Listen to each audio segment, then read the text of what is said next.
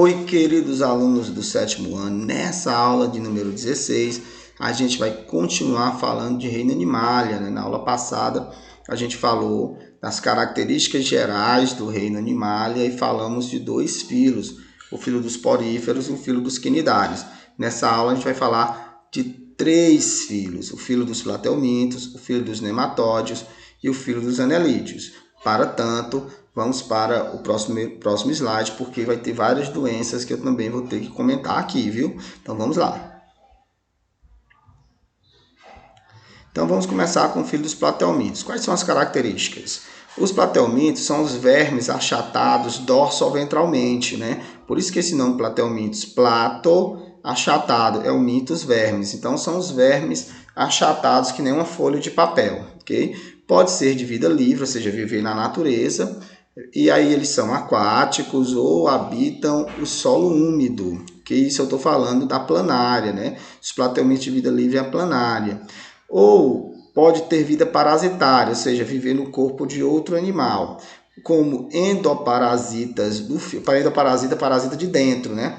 De dentro. Fora é ectoparasita, dentro é endoparasita. Dos vasos do fígado, né? Ou do intestino. Professor, me dê os exemplos aí de platelmintos. Nós temos a planária, como eu disse, né? Que tem vida livre. Nós temos a tênia, também chamada de solitária, que é um endoparasita do intestino, e os esquistossomos, que são endoparasitas dos vasos sanguíneos do fígado, ok? Olha, aqui eu trouxe só planária, mas nos nossos slides eu vou mostrar esses outros. O sistema digestório com apenas uma abertura, ou seja, um sistema digestório incompleto, só tem uma abertura que a gente chama de boca, mas faz às vezes de boca e faz às vezes de ânus, ok? Tá até para ver aqui, ó, só tem uma abertura, que é a boca, né? Beleza? Inclusive aqui a faringe deles é protrátil, né? Eles colocam a faringe para fora, depois trazem a faringe de novo para dentro do corpo, né? Digestão extra e intracelular, que nem nos quinidários, né? Começa na cavidade digestória e termina nas células que revestem a cavidade digestória. Sem sistema circulatório, ou seja, os nutrientes são distribuídos por difusão, a célula passa para outra, que passa para outra, que passa para outra, né? Surge um sistema nervoso, só que agora um sistema nervoso centralizado, ou seja, tem um par de gânglios cerebroides, né? E um par de nervos, de cordões nervosos, ok? Ventrais, ou seja, na região da barriga, do ventre, ok? Então, sistema nervoso centralizado, par de gânglios cerebroides e um par de cordões nervosos ventrais, de onde saem os outros nervos, ok? E tem uma simetria bilateral, obviamente, que é uma simetria propícia a animais que têm muito movimento. Perceba que os quinidários, a simetria era radial, ok? Aqui eu não coloquei, mas surge também um sistema excretor, que são os protonefrídeos, né? Os protonefrídeos, também conhecidos como células flama. Esses protonefrídeos, eles estão aqui, ó, eles recolhem as excretas, os restos do metabolismo que estão entre as células lá nos tecidos e joga na superfície do corpo do animal. Agora vamos falar das principais doenças causadas por platelmintos. Então, pessoal, doenças causadas por platelmintos. A primeira que eu quero falar para vocês é a esquistossomose, também popularmente conhecida como barriga d'água ou ascite, né? É causada pelo esquistossoma mansoni, né? Aí ele tem o macho e a fêmea. Ó, aqui é o macho ele é menorzinho e mais gordinho, e ele tem um corte no dorso chamado de canal ginicóforo, onde ele abriga a fêmea, ok? Eles vivem sempre juntinhos. E eles vivem onde? No intestino, não, mais especificamente no fígado, né? Nos vasos do fígado do indivíduo. Então imagine esse indivíduo aqui, ó. Imagine que ele tem barriga d'água, que ele tem ascite, né? Ele tem esquistossomose. Quer dizer que no seu fígado ele tem o macho e a fêmea. E aí a fêmea, por ocasião da postura dos ovos, ele vai lá para os vasos sanguíneos do intestino grosso, do reto.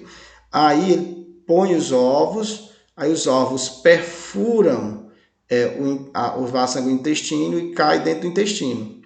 Aí quando as fezes passam, as fezes levam esses ovos. Então, esse indivíduo vai ter fezes com ovos. Esses ovos, ó, o ovo tem um espinhozinho justamente para perfurar o vaso sanguíneo e cair dentro do intestino grosso, sair com as fezes, né? Quando esse ovo entra em contato com a água, ele libera uma larva que a gente chama de miracídio, né? O miracídio, ele tem cerca de 24 horas que fica ali na água.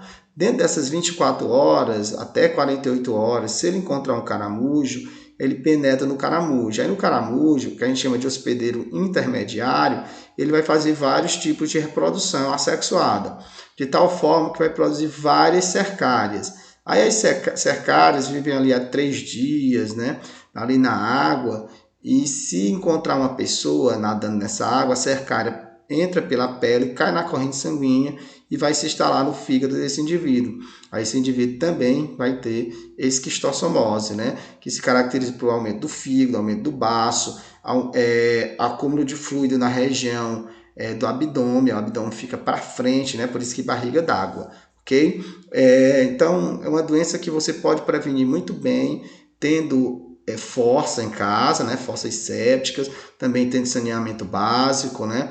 Também evitando banhar na água onde tem caramujos, ok? Beleza? Vamos para a próxima doença. Agora a gente tem outra doença causada por platelmintos, que é a teníase, né? A teníase é você ter lá no seu intestino a tênia, né? Pode ser a tênia solium, né? A tênia solium, que é a do porco, ou a tênia saginata, que é a do boi. Professor, como é que eu vou adquiri-las, né? A tênia solium, ela tem esse rostro aqui, que é um ganchinho, uma coroa cheia de gancho, né? Para ficar mais presa ainda ali na parede do intestino. Mas o fato é, como é que eu vou adquirir a tênia, né? Comendo carne de porco para a tênia solium ou carne de boi para a tênia saginata mal cozida, porque é justamente nessa carne que vai ter a larva, que a gente chama de cisticerco, né? A larva da tênia. Então, suponhamos que o indivíduo foi lá, comeu a carne de porco ou a carne de boi mal cozida, ou seja, obteve a larva, e lá no intestino essa larva deu origem à tênia. A tênia que às vezes passa de 1 metro, pode ter 1,5 metros, bem grande mesmo. Parece uma fita, né? Lá no seu intestino delgado. E aí, esse indivíduo, portanto, tem teníase. E aí, a tênia vai liberando ovos, né? Porque ela faz autofecundação, ela é hermafrodita, e esses ovos vão saindo junto com as fezes. Então, esse indivíduo que tem teníase, lá nas suas fezes tem os ovos da tênia. Aí ele vai ao mato, né, ali no interior, defeca, o porco vai lá, come as fezes e adquire os ovos, ok? Aí, por conta desses ovos, e vai sair uma larva chamada de hexacanto, e essa larva vai se instalar no músculo do porco, formando cisticerco. Aí esse músculo do porco com cisticerco, se for comido por uma pessoa, aí fecha o ciclo. Okay? Então, logicamente, para evitar essa doença, a gente também tem que ter fossas sépticas, né? Saneamento básico, evitar, por conta disso, as pessoas vão evitar defecar nos matos, né? E também tomar cuidado com a carne de porco ou de boi que você vai consumir, né? Além disso, comer carne de boi e carne de porco bem cozida. Tranquilo? Vamos para o próximo. Agora, galera, a cisticercose ou neurocisticercose. A cisticercose ou neurocisticercose é o que o pessoal chama de verme de porco na cabeça. Veja bem, apesar de você chamar de verme de porco na cabeça, você adquire não comendo carne de porco mal cozida, mas através da água, das verduras que não foram lavadas antes de ser consumida. Como assim, professor? Imagine que uma pessoa comeu carne de porco. E a carne de porco tinha os cisticercos, né? Então, essa pessoa, ao comer essa carne de porco mal cozida, ela vai ter teníase. Ela vai ter teníase. Mas suponhamos que ela já tem teníase.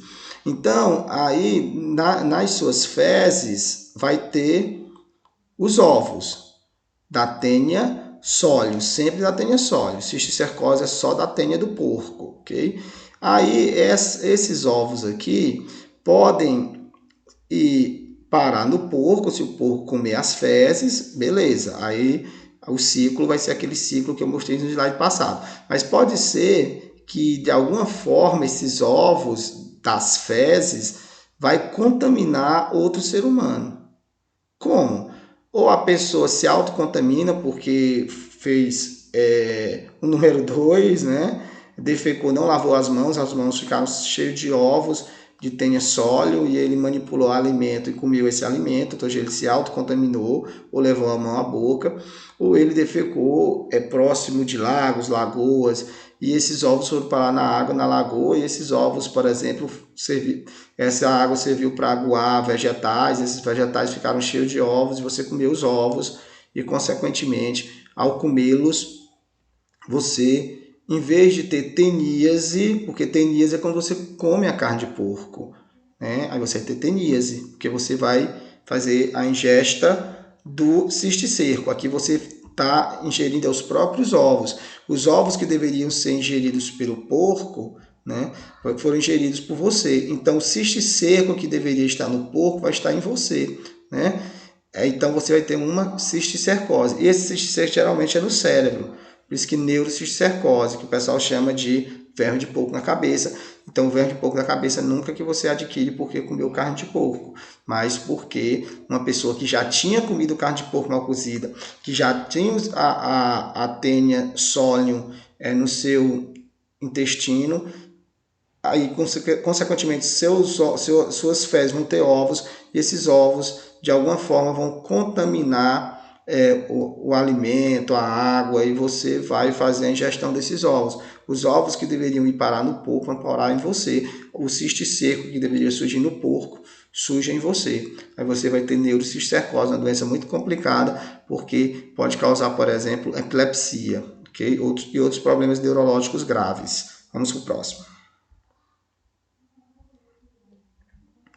Que é muita coisa, pessoal. Agora vamos falar dos filhos dos nematóides.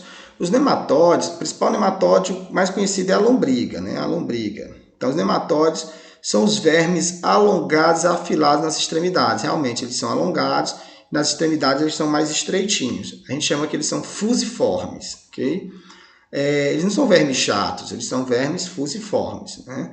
Pode ser de vida livre, né? Abundante no solo fértil, né? Inclusive ele permite, ele ajuda esse solo a ser fértil, porque ele vai comendo os detritos e vai liberando suas excretas, e suas excretas vão servindo para tornar o solo mais fértil, ok? Ou pode ter vida parasitária, né? Eles são endoparasitas do sistema linfático, vou mostrar isso para vocês, os vasos linfáticos, no caso da elefantíase, e também do intestino, ok? Como no caso da lombriga. Então, exemplos, como eu falei, a lombriga, o ancilóstomo, né? E o enteróbios. Nós vamos ver que cada um deles causa uma doença diferente. O sistema digestório passa a ser completo, né? Digestório com duas aberturas, por isso que é completo, boca e ânus, né? A digestão continua sendo intracelular, começa na cavidade digestória e termina no interior das células. Continua sem sistema circulatório, ou seja, os nutrientes são passados de uma célula para outra célula para outra célula, que a gente chama de difusão, né? O sistema nervoso é centralizado, que nem o dos plateumintos, né? E tem simetria bilateral, coisas que é boa para animais que se locomovem bastante, né? Agora vamos falar das doenças causadas por nematóides. A primeira doença que eu quero falar é a ascaridíase, causada pelo Ascaris lumbricoides. Ou seja, ter ascaridíase é ter lombriga. Então, quando você tem lombriga, quer dizer que lá no seu intestino delgado você tem ali essas lombrigas, né? O macho, que é menorzinho, e a fêmea, que é maiorzinha. Aí a fêmea vai fazer a postura dos ovos, os ovos vão sair junto com as fezes, cerca de 250 mil ovos, né? Nas fezes, e de alguma forma esses ovos vão parar na água, né? Ou esses ovos vão parar nos legumes que você come cru, né? Aí você, ao fazer a ingestão desses ovos, aí você vai ter lombriga também. Então perceba que para prevenir a lombriga, portanto, o ideal é hábitos de higiene alimentar, ou seja, após evacuar, lavar as mãos, cortar as unhas, ok? Os alimentos que você come cru, lavar bem e colocar de preferência em uma solução de hipoclorito de sódio, né? Que seria 1 litro de água com uma colherzinha de chá, né, de água sanitária. Isso além de ter força em casa, ou melhor ainda, ter saneamento básico. Tranquilo? Vamos que vamos para a próxima doença. Aí nós temos aqui a ancilostomia, também causada por nematóide, a ancilostomíase ou amarelão, também conhecido de doença do Jeca Tatu. O que acontece? Imagine que o indivíduo ele tem amarelão, né? Ele tem ancilostomíase. Professor, por que ancilostomíase? Porque é causado pelo Ancilostoma duodenalis. Ancilostoma duodenalis, por isso que ancilostomíase. Ou pelo Necato americanus, ok? O fato é que a pessoa que tem ancilostomíase, esse verme vive lá no seu intestino e vai sugando seu sangue, né? Ele vai fazendo feridas no intestino, aí você vai sangrando e ele vai engolindo o seu sangue, né? Então é como se fosse que você tivesse um morcego no seu intestino, né? Então por isso que a pessoa, ao ficar perdendo esse sangue para o verme, vai ficar com anemia, por isso que é amarelão, ok? E a pessoa com anemia, a pessoa fica cansada, né? Desmotivada, sem força para o trabalho.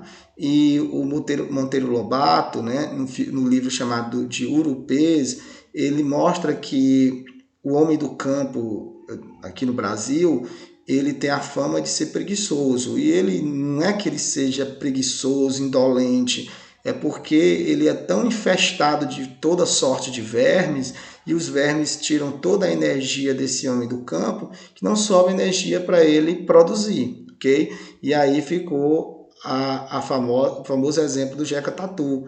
Jeca Tatu, que tinha a fama de ser preguiçoso, mas ele não era preguiçoso por falha moral, mas é porque ele era infestado de vermes. Então, por isso que a doença ficou conhecida como doença do Jeca Tatu, tranquilo? O fato é que a pessoa que tem, portanto, a ancilostomíase, os vermes vivem lá no seu intestino, sugam seu sangue, vai ter anemia e tudo isso que eu acabei de falar. E junto com as fezes, vai ter os ovos do ancilóstomo. E esses ovos, lá no solo mesmo, eclode uma larva, né? A larva chamada de larva rabditoide, né? Tá aqui, ó. Os ovos com a larva, essa larva vai sair dos ovos, vai viver no solo. E aí, por algumas semanas, vai viver ali no solo, ok? E aí, se a pessoa passar de pé descalço, essa larva entra pela pele dos pés, cai na corrente sanguínea e no final de tudo vai parar lá no intestino novamente. E aí você vai ter ancilostomíase. Por isso a importância de andar calçado, né? Não andar aí para cima e para baixo de pé descalços. Tranquilo? Próximo. Então, mais uma doença causada por nematóides, que é a filariose ou elefantíase. Essa doença, ela é através da picada de um mosquito, chamado de mosquito culex, né? O mosquito culex é a muriçoca, né? O que acontece? Imagine que uma pessoa tem elefantíase ou filariose. Por que filariose? Porque é causada pela filária, né? O nome é Wucheria bancroft, né? Mas a gente pode chamar de filária mesmo. A filária, ela vive nos vasos linfáticos. Aí ela entope os vasos linfáticos e acaba que o plasma, né, que deveria ser tirado dos tecidos, não é tirado. Aí os tecidos começam a ficar cheios de plasma e começam a ficar tão inchados que lembra a pata de um elefante, por isso que é elefantíase, né? Então, uma pessoa que tem elefantíase, se ela é picada pelo mosquito culex, né, durante a noite, que a muriçoca é noturna, a muriçoca vai adquirir as microfilárias. Aí, se picar uma pessoa, vai passar para essa pessoa as microfilárias e essa pessoa pode ter elefantíase também. Então, para evitar elefantíase, logicamente, que é ficar longe da muriçoca, né? Lógico, quando na região tem pessoas que tem elefantíase, né? Então, tela nas janelas, tela nas portas, dormir com cortinado, ok? E também utilizar repelente e evitar também aglomerado, charcos, né? Poças de água próximo de casa, onde esses mosquitos põem seus ovos. Tranquilo? Vamos para o próximo. Então, pessoal, agora vamos falar da outra doença causada por nematóides, que é a oxiuríase. A oxiuríase, os nematóides que causam a oxiuríase vivem no intestino grosso, né? E a fêmea, para a postura dos ovos, vai lá para o reto, lá para próximo do ânus. E ele fica se mexendo ali próximo do ânus e causa uma intensa coceira anal, né? Um prurido, né? E a principal característica da oxiuríase causada pelo enteróbios vermiculares é justamente esse prurido. O problema é que quando você coça, você fica com as mãos cheias de ovos, né? E esses ovos você autocontamina ou contamina outras pessoas, ok? Beleza? Vamos que vamos. Último slide. Então agora vamos falar do filo dos nematóides. Filo nematóide, aqui era filo dos anelídeos, porque tanto slide. Olha, corrijam, filo dos anelídeos, característica dos anelídeos, né? São os vermes cilíndricos, né? Os anelídeos são cilíndricos, só lembrar da minhoca, né? E com o corpo segmentado na forma de anéis. Então, os anelídeos são aqueles que têm o corpo formado de anéis, né? Aqui. Falou de anelídeo, a gente lembra logo da minhoca, né? Então, podem ser de vida livre, vivendo em ambientes aquáticos e solo úmido. Quando eu falo dos anelídeos de vida livre, eu estou falando, por exemplo, dos poliquetas, que são os vermes marinhos, né? E no solo úmido eu estou falando das minhocas, logicamente. Ou eles podem ter vida parasitária, né? Eles, no caso, são ectoparasitas de animais aquáticos, ou seja, parasitas de fora do corpo. Lógico que eu estou falando da sanguessuga. Então, quem são os anelídeos? São as minhocas que vivem ali no solo fértil, né? E também contribuindo para a fertilidade desse solo. São as sanguessugas, que são ectoparasitas de vertebrados aquáticos, e os poliquetas, que são vermes marinhos, ok? Então, o sistema digestório com duas aberturas, né, completo, ou seja, boca e ânus. A digestão é exclusivamente extracelular, ou seja, a digestão começa na cavidade digestória e termina na cavidade digestória. Com sistema circulatório, surge um sistema circulatório fechado, ou seja, o sangue sempre circula dentro de vasos sanguíneos e as trocas entre o sangue e os tecidos acontecem nos capilares, como eu falei na aula passada, né? O sistema nervoso é centralizado, que nem nos platelmintos e que nem nos nematóides, né? E a simetria bilateral, já que eles são animais com muito movimento, ou seja, tem lado direito e esquerdo, anterior, posterior, ventral e dorsal. Outra coisa, essa classificação os anelídeos são classificados em oligoquetas, poliquetas e irudinhos. Oligoquetas são os anelídeos com poucas cerdas. Cerdas são os pelinhos que tem na superfície dos anelídeos. Então, no caso das minhocas, tem poucos desses pelinhos, né? Então, por isso que eles são oligoquetas. Já os poliquetas, poli significa muito, então tem muito dessas cerdas. E essas cerdas, inclusive, se organizam formando parapódios, né? Que são pés primitivos, né? E, no caso, as sanguessugas são irudinhos ou aquetas, porque, diferentemente das minhocas, que têm poucas cerdas, e dos poliquetas, que têm muitas cerdas, a sanguessuga não tem cerdas, não tem esses pelinhos, por isso que eles são aquetas ou irudinhos. Então, pessoal, era isso que eu tinha para falar com vocês. Até nosso próximo encontro. Tchau, pessoal!